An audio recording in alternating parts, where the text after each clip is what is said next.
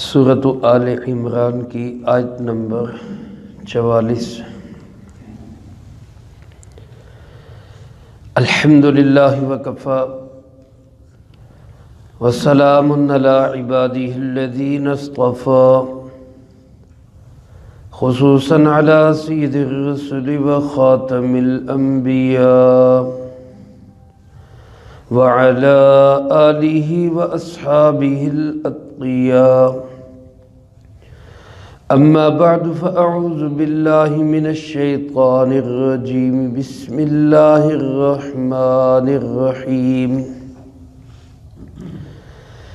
ذلک من انباء الغیب نوحیہ الیک وما كنت لديهم إذ يلقون أقلامهم أيهم يكفل مريم وما كنت لديهم إذ يختصمون۔ ذلك من انباء الغیب، یہ سب غیب کی خبریں ہیں۔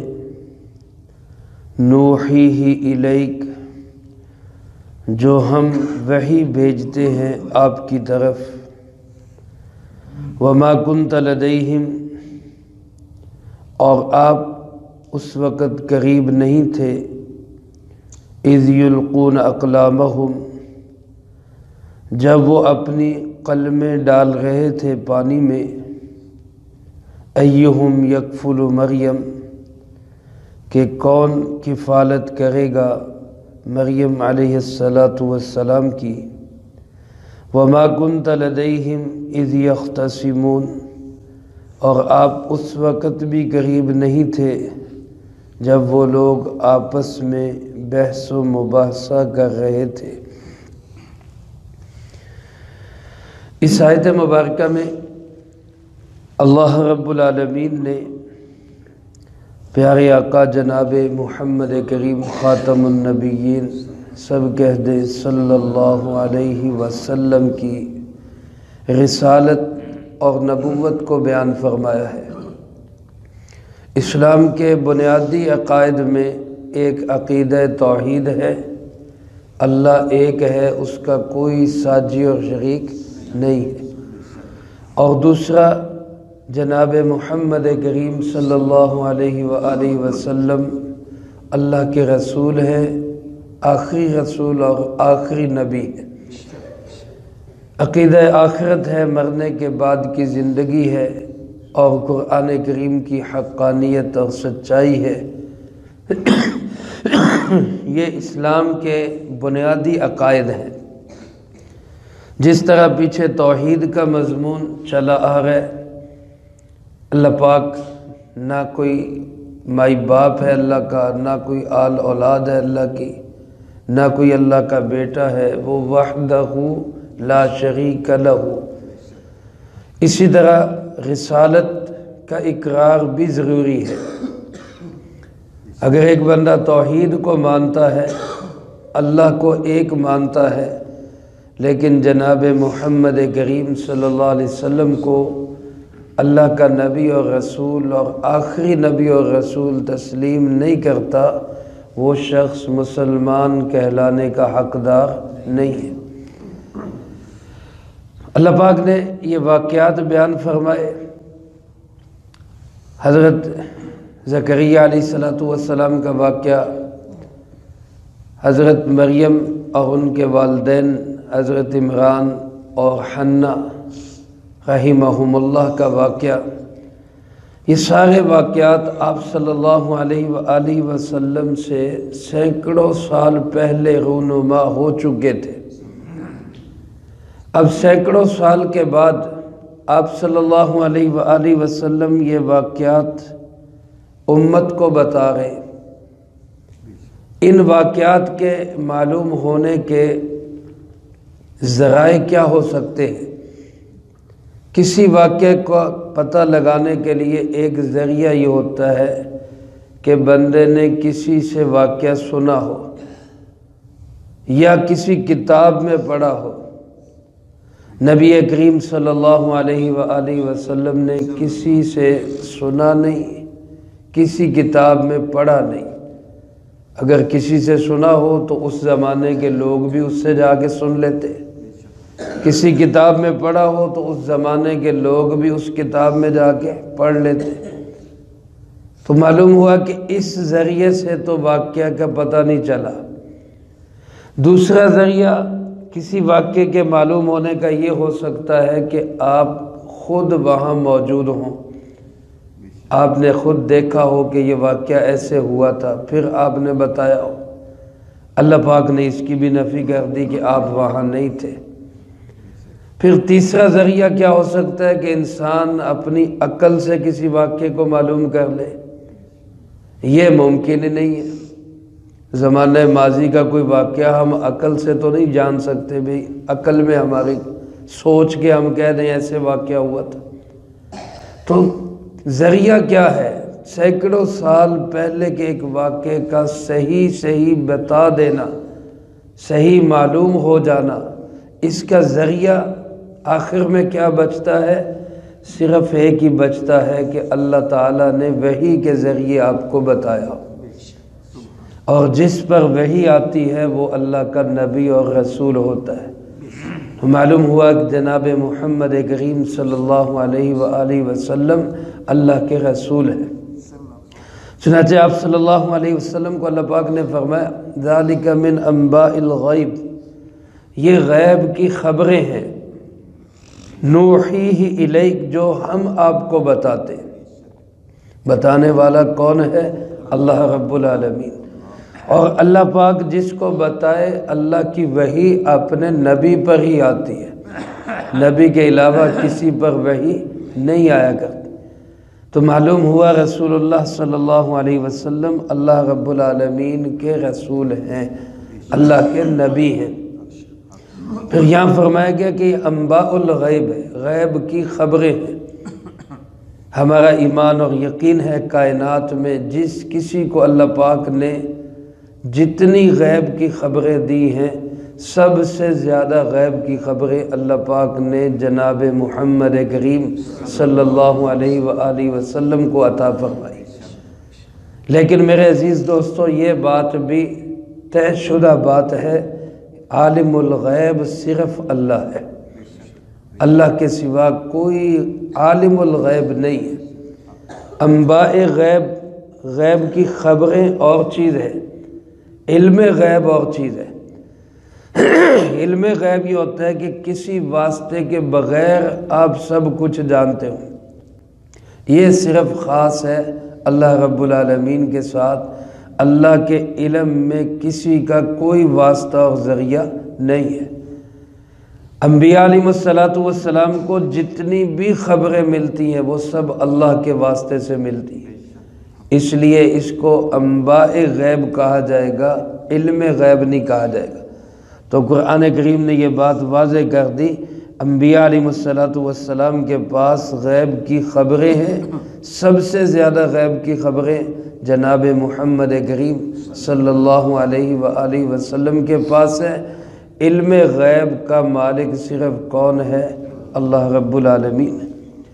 پھر اللہ پاک فرماتے وما کنت لدیہم، آپ وہاں قریب نہیں تھے، اذ یلقون اقلامہم ایہم یکفل مریم، جب وہ اپنی قلمیں ڈال رہے تھے پانی میں کہ کون مریم کی کفالت کرے گا۔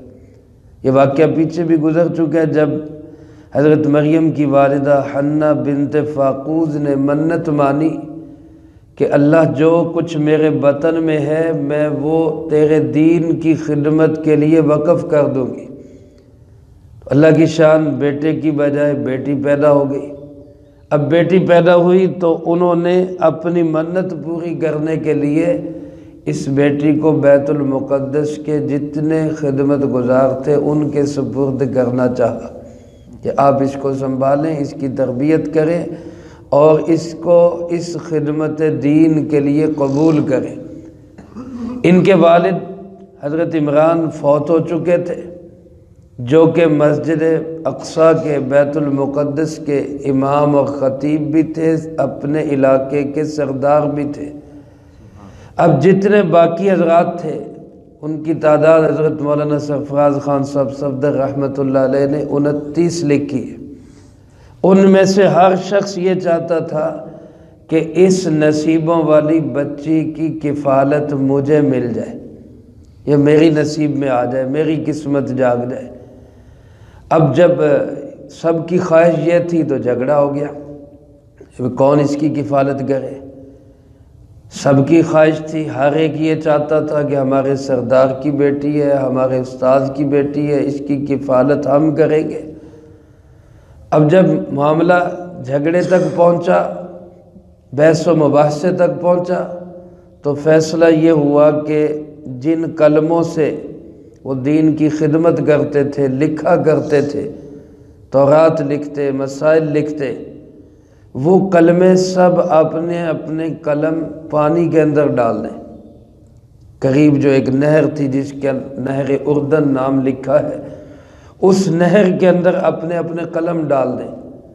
جس کا قلم پانی کے بہاؤ کے ساتھ بہہ گیا وہ مریم کی کفالت نہیں کرے گا، اور جس کا قلم پانی کے بہاؤ کے الٹ سمت بہہ گیا، جدھر سے پانی آ رہا ہے قلم ادھر کوئی چلنا شروع ہو گیا، تو یہ غیبی خدائی فیصلہ ہوگا کہ یہ مریم کی کفالت کرے گا۔ چنانچہ سب نے اپنے اپنے قلم نہر میں ڈالے، سب کے قلم پانی کے بہاؤ پہ بہہ گئے، صرف حضرت زکریا علیہ السلام کا قلم پانی کے بہاؤ کے خلاف چلنے لگ گیا۔ جدھر سے پانی آ رہا تھا ادھر کوئی قلم نے چلنا شروع کر دیا۔ تو یہ غیبی فیصلہ تھا، اللہ رب العالمین کی طرف سے فیصلہ تھا کہ مریم کی کفالت کون کریں گے؟ حضرت سیدنا زکریا علیہ السلام۔ تو اللہ پاک فرماتے ہیں جب یہ اپنی قلمیں پانی میں ڈال رہے تھے، آپ وہاں پہ نہیں تھے، آپ نے مشاہدہ نہیں کیا، آپ نے اس واقعے کو ہوتا نہیں دیکھا، کسی سے سنا نہیں، کہیں کتاب میں پڑھا نہیں، تو آپ کو بتانے والا کون ہے؟ اللہ رب العالمین ہے جس نے آپ کو اس واقعے سے آگاہ کیا۔ میرے عزیز دوستو، یہاں یہ مسئلہ بھی سمجھ لیجئے، اسلام کے اندر بعض دفعہ ایسا معاملہ پیش آ جاتا ہے جہاں قرعہ اندازی سے فیصلہ کرنا پڑتا ہے۔ اس میں علماء نے اصول یہ لکھا ہے کہ جہاں تو شریعت نے حق متعین کر دیا وہاں قرعہ اندازی نہیں ہو سکتی، وہ شریعت نے طے کر دیا وہاں قرعہ اندازی کے بغیر ہی طے شدہ اس کو دیا جائے گا۔ جہاں شریعت نے طے نہیں کیا اور انسان اپنی سمجھ سے طے کر سکتے ہیں، وہاں قرعہ اندازی کے ذریعے بھی فیصلہ ہو سکتا ہے۔ مثال کے طور پہ ایک باپ ہے، اس کے 2-3 مکان ہیں اکٹھے اور 3 ہی اس کے بیٹے ہیں، فرض کریں، ایک مثال سے سمجھا رہا ہوں۔ اب ہر ایک کا ایک ایک مکان شریعت نے طے کیا ہے، برابر اس کی جو ہے نا وہ ویلیو ہو، ایک جیسی قیمت ہو، ایک جیسی لوکیشن ہو، تو ایک ایک مکان تینوں کو دیا جا سکتا ہے۔ یہاں قرعہ اندازی سے یہ فیصلہ نہیں ہو سکتا کہ بھئی پرچی نکال لیں، جس کی نکلے گی اس کو مل جائے گا، جس کی نہیں نکلے گی اس کو نہیں ملے گا، یہ غلط ہے۔ پرچی اس بات کی نکال سکتے ہیں کہ ان میں سے مشرق والا کون لے گا، مغرب والا کون لے گا، ایک ساتھ ملی ہوئی جگہ ہے، یہ والی ادھر والی دائیں والی جگہ کون لے گا، بائیں والی جگہ کون لے گا، اس کی تو پرچی نکالی جا سکتی ہے، لیکن یہ پرچی نکالنا، یہ قرعہ اندازی کرنا کہ کس کو ملے گا کس کو نہیں ملے گا، تو شریعت نے سب کو حصہ دیا ہے، کسی کا حصہ ہم ختم نہیں کر سکتے۔ اب صلی اللہ علیہ وآلہ وسلم بھی قرعہ اندازی کیا کرتے تھے۔ جب آپ نے سفر پہ جانا ہوتا، ازواج مطہرات میں سے کسی کو آپ نے ساتھ لے کے جانا ہے، اب سب کو آپ لے جا سکتے تھے، سب کو چھوڑ بھی سکتے تھے، اللہ پاک نے آپ کو اجازت دی تھی، لیکن اس کے باوجود آپ قرعہ اندازی کر لیتے تھے کہ جس کا نام نکل آیا وہ میرے ساتھ چلی جائے گی۔ کبھی حضرت عائشہ رضی اللہ تعالیٰ عنہ کا نام نکل آتا، کبھی حضرت حفصہ کا نام نکل آتا، تو وہ سفر میں آپ کے ساتھ جایا کرتی۔ تو اس طرح کے معاملات میں تو قرعہ اندازی ہو سکتی ہے، جہاں بندے خود بھی فیصلہ کر سکتے ہیں وہاں قرعہ اندازی بھی ہو سکتی ہے، جہاں بندوں کے فیصلے کا کوئی عمل دخل نہیں بلکہ شریعت کا فیصلہ ہوگا وہاں قرعہ اندازی نہیں چل سکتی۔ تو بہرحال ان حضرات نے قرعہ اندازی کی، قلم ڈالے، اور اس سے پتہ چلا کہ مریم علیہ السلام کی کفالت کون کرے گا۔ اللہ پاک یہ فرمانا چاہتے ہیں کہ آپ وہاں پہ نہیں تھے، نہ واقعے کا مشاہدہ کیا، نہ واقعہ کہیں کتاب میں پڑھا، نہ واقعہ کسی سے سنا، تو آپ کو بتانے والے کون ہیں؟ اللہ رب العالمین۔ فرمایا وَمَا كُنْتَ لَدَيْهِمْ إِذْ يَخْتَصِمُونَ، جس وقت یہ لوگ آپس میں جدال کر رہے تھے، جھگڑا کر رہے تھے، بحث و مباحثہ کر رہے تھے، آپ تب بھی وہاں پہ قریب نہیں تھے۔ تو معلوم ہوا کہ آپ کو بتانے والے اللہ ہے، یہی گواہی ہے کہ آپ اللہ کے سچے رسول ہیں۔ اللہ پاک مجھے آپ کو سب کو توحید و رسالت کا کامل یقین نصیب فرمائے، جو کہا سنا اس کو زندگی میں لا کے دوسروں تک پہنچانے کی توفیق عطا فرمائے۔ اللہم انت السلام و منک السلام، تبارکت ربنا و تعالیت یا ذا الجلال والاکرام۔ اللہم اعنا علی ذکرک و شکرک و حسن عبادتک، اللہم احسن عاقبتنا فی الامور کلہا واجرنا من خزی الدنیا وعذاب الآخرہ، اللہم باقیتا کباقیت الولید، اللہم استر عوراتنا وآمن روعاتنا، اللہم انا نجعلک فی نحورہم ونعوذ بک من شرورہم، اللہم اکفنا بحلالک عن حرامک وأغننا بفضلك عمن سواك، اللهم اكفنا كل مهم من حيث شئت ومن أين شئت، رب اغفر وارحم وأنت خير الراحمين، رب ارحمهما كما ربياني صغيرا، رب ارحمهما كما ربياني صغيرا۔ اے مولا کریم یا اللہ پاک، آج پورے ملک میں طلباء و طالبات کے وفاق کے امتحان شروع ہو رہے ہیں۔